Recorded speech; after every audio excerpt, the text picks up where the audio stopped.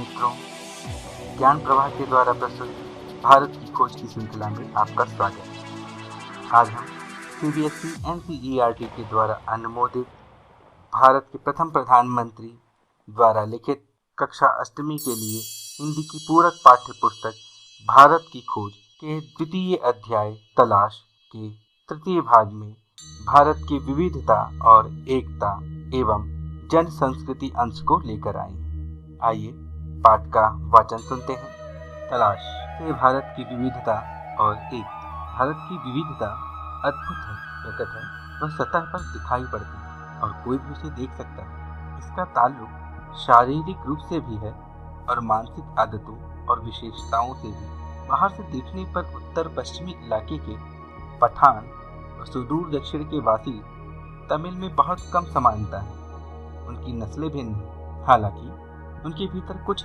समान सूत्र हो सकते हैं। वे चेहरे और शरीर गठन में, खाने और पहनावे में और भाषा में एक दूसरे से भिन्न होते हैं। उत्तर पश्चिमी सीमांत प्रदेश में मध्य एशिया की गमक तो है ही, वहाँ के बहुत से रीति रिवाज जैसे कश्मीर के भी हिमालय के उस पार के देशों की याद दिलाते हैं। पठानों के लोक प्रचलित नृत्य रूसी कोज़ाक नृत्य शैली से मिलते हैं। इन तमाम भिन्नताओं के बावजूद पठान पर भारत की छाप वैसे ही स्पष्ट है जैसे तमिल पर। इसमें कोई अचरज नहीं, क्योंकि सीमा के ये प्रदेश और साथ ही अफगानिस्तान भी भारत के साथ हजारों वर्षों से जुड़े रहे। ये पुराने तुर्क और दूसरी जातियां जो अफगानिस्तान और मध्य एशिया में बसी थी, इस्लाम के आने से पहले बौद्ध थी और उससे भी पहले वैदिक काल में हिंदू थी। सीमांत क्षेत्र प्राचीन भारतीय संस्कृति के प्रमुख केंद्रों में से था।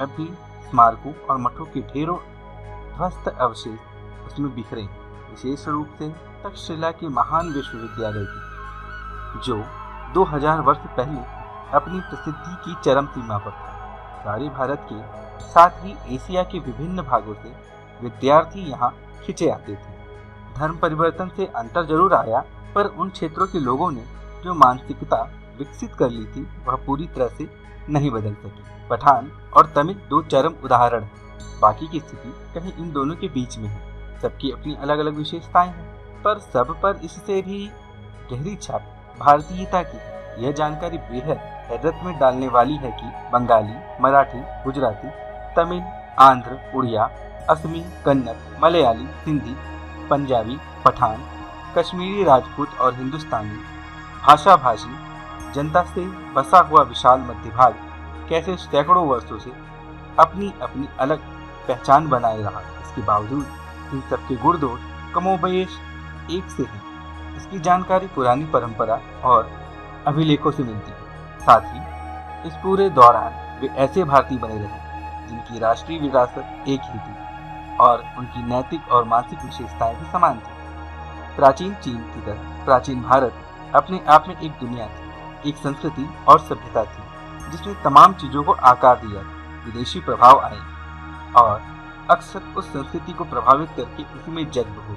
जब भी विघटनकारी तत्व उभरे, तत्काल उन्होंने सामंजस्य खोजने के प्रयास को बढ़ावा दिया। सभ्यता के आरंभ से ही भारतीय मानस में एकता के स्वप्न ने अपनी जगह बनाई रखी। एकता की कल्पना कभी किसी बाहर से आरोपित वस्तु या बाहरी तत्वों के या विश्वास के मानकीकरण के रूप में नहीं की गई। इसके अंतर्गत विश्वासों और रीति रिवाजों के प्रति अपार सहिष्णुता का पालन किया गया और साथ ही हर तरह की विविधता को मान्यता ही नहीं प्रोत्साहन भी दिया गया। किसी एक देशी समूह में चाहे वे कितने घनिष्ठ रूप में एक दूसरे से जुड़े हों, छोटी बड़ी भिन्नताएं हमेशा देखी जा सकती। उस समूह की मूल एकता तब प्रकट होती है जब उसकी तुलना किसी अन्य देशीय समूह से की जाती। यह बात अलग है कि अक्सर दो निकटवर्ती समूहों की भिन्नता सीमांत इलाकों में या तो धुंधली पड़ जाती है या आपस में घुल मिल जाती है। प्राचीन और मध्य युग में आधुनिक राष्ट्र के विचार ने जन्म नहीं लिया था और सामंती धार्मिक या जातीय संबंधों का महत्व अधिक था। फिर भी मेरा विचार है कि ज्ञात इतिहास में किसी भी समय एक भारतवासी भारत के किसी भी हिस्से में अपने ही घर की सी अपनेपन की अनुभूति करता है, जबकि किसी भी दूसरे देश में पहुंचकर वह अजनबी और परदेशी महसूस करता है। उन देशों में जाकर जिन्होंने कुछ दूर तक उसकी संस्कृति या धर्म को अपना लिया था, उसे अजनबीपन का बोध निश्चय ही कम होता। वे लोग जो किसी गैर भारतीय धर्म को मानने वाले थे या भारत में आकर यहीं बस गए, कुछ ही पीढ़ियों के गुजरने के दौरान स्पष्ट रूप से भारतीय हो, जैसे यहूदी, पारसी और मुसलमान। जिन भारतीयों ने इन धर्मों को स्वीकार कर लिया, वे भी धर्म परिवर्तन के बावजूद भारतीय बने।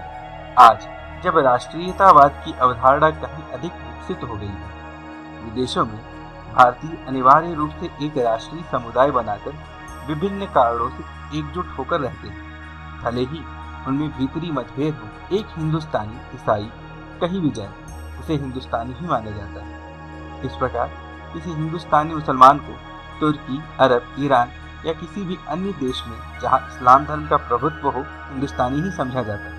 मेरे ख्याल से हम सबके मन में अपनी मातृभूमि की अलग अलग तस्वीरें, और कोई दो आदमी बिल्कुल एक जैसा नहीं सोच सकते। जब मैं भारत के बारे में सोचता हूँ तो मेरे मन में बहुत सी बातें आती। मैं सोचता हूँ दूर दूर तक फैले मैदानों और उन पर बसे अनगिनत छोटे छोटे गांवों के बारे में, उन कस्बों और शहरों के बारे में जिनकी मैंने यात्रा की, वर्षा ऋतु की उस जादुई बरसात के बारे में जो झुलसी हुई धरती में जीवन संचार करके उसे सहसा सौंदर्य और हरियाली के झिलमिलाते प्रसार में बदल देती है, विशाल नदियों और उनके बहते जल के बारे में, ठंड की चादर से लिपटे खैबर के पास के बारे में, भारत के दक्षिणी सिरे के बारे में, लोगों के बारे में, व्यक्ति और समूह दोनों रूपों में, सबसे ज्यादा बर्फ की टोपी पहने हिमालय के या वसंत ऋतु में कश्मीर की किसी पहाड़ी घाटी के बारे में जो नवजात फूलों से लदी होती और जिसके बीच से कल कल खल खल करता झरना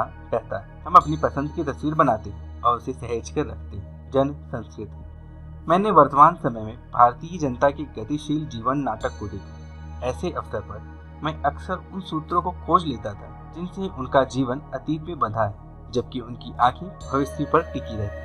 हर जगह मुझे एक सांस्कृतिक पृष्ठभूमि मिली जिसका जनता के जीवन पर बहुत गहरा असर था। इस पृष्ठभूमि में लोक प्रचलित दर्शन, परंपरा, इतिहास, मिथक और पुरा कथाओं का मेल था, और इनमें से किसी को दूसरे से अलग करके देख पाना संभव नहीं था। पूरी तरह अशिक्षित और निरक्षर लोग भी इस पृष्ठभूमि में हिस्सेदार थे। लोक प्रचलित अनुवादों और टीकाओं के माध्यम से भारत के प्राचीन महाकाव्य रामायण और महाभारत और अन्य ग्रंथ भी जनता के बीच दूर दूर तक प्रसिद्ध थे।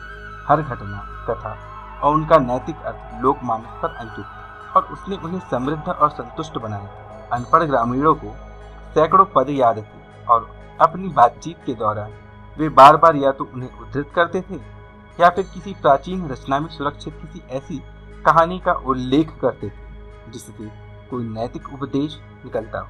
रोजमर्रा की जिंदगी के मसलों के बारे में सीधी सादी बातचीत को ये देहाती लोग जब इस तरह का साहित्यिक मोड़ देते थे तो मुझे अक्सर बहुत आश्चर्य होता था। यदि मेरे मन में लिखित इतिहास और लगभग सुनिश्चित तथ्यों से निर्मित तस्वीरों का भंडार था तो मैंने महसूस किया कि अनपढ़ किसान के मन में भी उसका अपना तस्वीरों का भंडार है। यह बात अलग है कि उसका स्रोत पुरा कथाओं एवं परंपरा और महाकाव्य के नायक नायिकाएं ही अधिक थी और इतिहास बहुत था। इस पर भी वह बहुत स्पष्ट होता था। मैं उनके चेहरे, उनके आकार और उनकी चाल ढाल को ध्यान से देखा। उनके बीच बहुत से संवेदनशील चेहरे, बलिष्ठ देह और सीधे साफ अवयवों वाले पुरुष दिखाई देते। महिलाओं में लावण्य, नम्रता, गरिमा और संतुलन के साथ साथ एक ऐसा चेहरा जो अवसाद से भरा होता था। कभी कभी किसी देहाती रास्ते या गांव के बीच से गुजरते हुए मेरी नज़र किसी मनोहर पुरुष